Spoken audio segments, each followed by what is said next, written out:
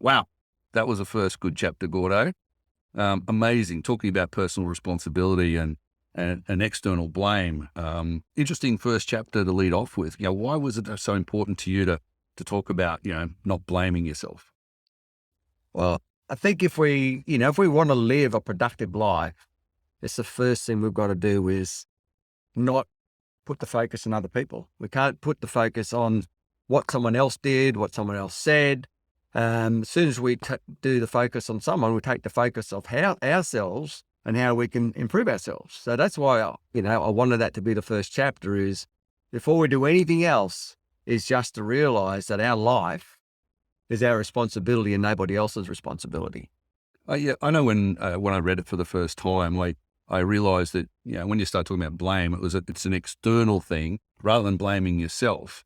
Blame's an external thing where you're blaming others, situations, your environment.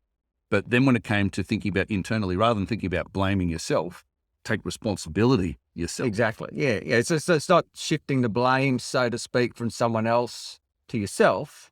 It's shifting the blame, as you just said, to just taking responsibility. But whatever it is, you've just got to have that mindset to go, as soon as I make it someone else's responsibility, it takes my power away. Because the only way that situation is going to change is if they change, if they do something different. But we're the ones that have the control to do something different, to change the direction of our lives. We're the only ones who have that. Well, you gave us a very moving and very personal example by talking about something that happened to you as a child. Was it hard for you to share that with everybody right now? To be honest, it wasn't hard for me to share it. I've got to be honest, it's not something that I talk about a lot.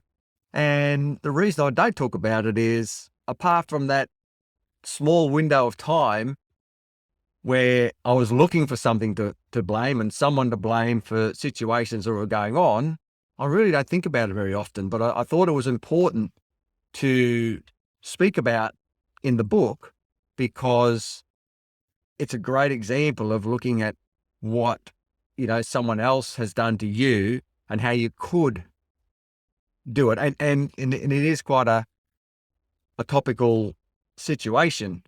And what I find troubling is when I hear of these things happening, even to kids today, whilst I feel empathy for them, and you never want a child to be hurt or abused in any way at all, I really think it's important how we handle that for them.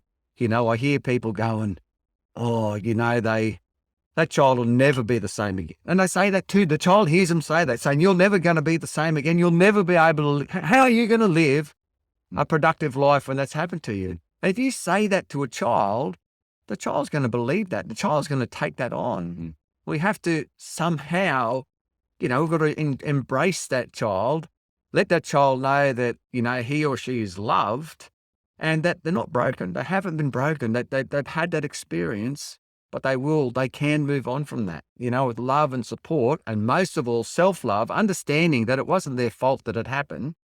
They just need to, they need to understand that we think we're helping, kids and people, even people in that situation by telling them that, you're a victim, and it doesn't help them by telling them that they'll never be the same again, because they can be the same again. Well, nobody that knows you would ever think that you were a victim or damaged in any particular way. But one of the things I think that, that you remind all of us around you all the time is that, we become what we think about. So if we're thinking about blame, you'll have that'll bring on. But would you agree that it's what you choose to think about that helps you then become what you're going to be? Absolutely. Our thoughts create our reality. So it's what we're thinking about. If I go up every morning and remembered, what happened to me when I was 7 years old, and that's what I thought about every day, and I thought, oh, poor me, and I was a victim, where would I be? I'd wallow around in self-pity all day.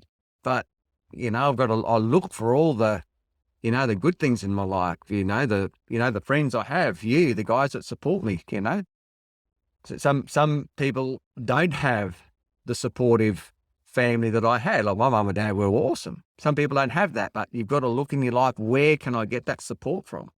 and look to that, look for those good things and think about those. There's people in life that have had the worst experiences and they become the most amazing, fruitful, productive members of society. So it's not the situation you're in. It's how you respond to that situation.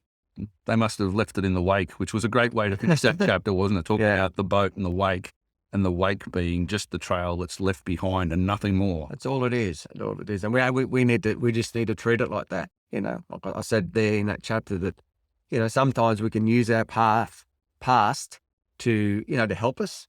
We learn from it, but that's all we've got to, that's all it's really there for, is for us to learn lessons from and then move on. All right, let's set a challenge for our listeners, mate. If after this chapter they've learned a bit about blame and not taking blame and leaving the wake behind, Yep. What are you going to do to challenge these guys to start making some change and taking responsibility? Okay, so simple challenge for the next 21 days, practice not blaming anyone for anything, regardless of what they do. Simple example, even if someone cuts you off on the motorway, you nearly have an accident, but you don't. Happens a lot. And we get really cranky, we get upset. What I want you to do is just go, hey, you know what? I've done it, and I have done that to people before. And then what I'm training myself to do now is go, if someone cuts you off in traffic, because it's funny that the thing that happens to most people, when they cut you off in traffic, they believe you're going to get cranky at them. So they kind of try to get in first and get cranky at you. So what I try to do is, someone cuts me off, first thing I do now is I just give them a little wave and say, hey, that's cool. It's all right. Don't worry about it. So just little things like that. If someone, offends you or hurts you, then just have a think. Hey, you know what? I've done stuff like that before. But just don't do this for the next 21 days. Just practice that. No matter what happens, don't put blame. Just go, what can I learn from what just happened? That's my challenge. I love it. It's like practice acceptance rather than blame. And I love it. Give them a little wave. That's it. Beautiful. Little wave. Love it. Let's do it.